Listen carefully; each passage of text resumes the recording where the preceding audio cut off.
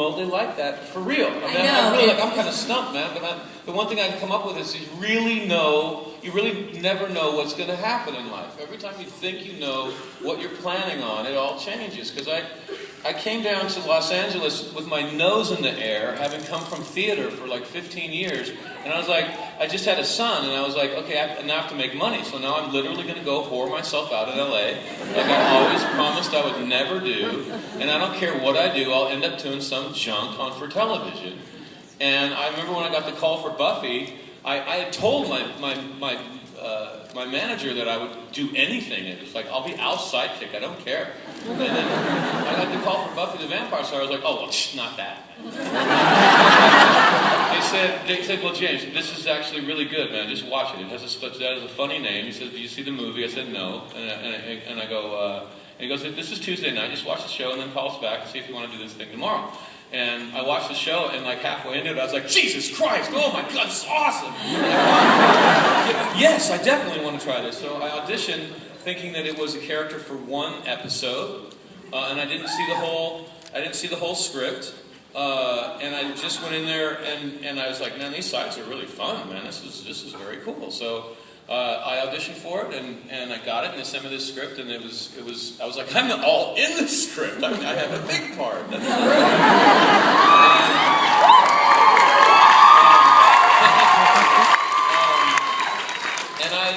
and one thing led to another, and they didn't kill me off, and I very quickly found myself in a project that had, I'm not kissing your ass, I swear to God I would say this if you're not here, Jane, but I was in a project. I was in a project with better writing than I often had in the theater that I was oh so proud of having come from.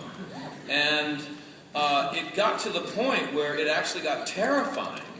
There was one point in season 6 where I realized that you guys would make me, I had to show up 24 hours, 5 days a week, wear or not wear whatever you guys cooked up, and do whatever you guys decided to have me do to whoever you decided to have me do it, and I had to do that. And like the thing is like, if you do a play or a movie, you can read the script in advance and say, okay, I can give that, or I can put myself through that, or I don't want to.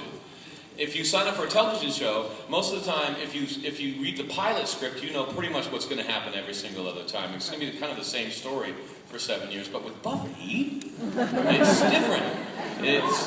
You're signed on for 7 years, but you're going to be asked to do God knows what. That wear a bra. Yeah. There's kids that have been thankful for a bra. Speedos.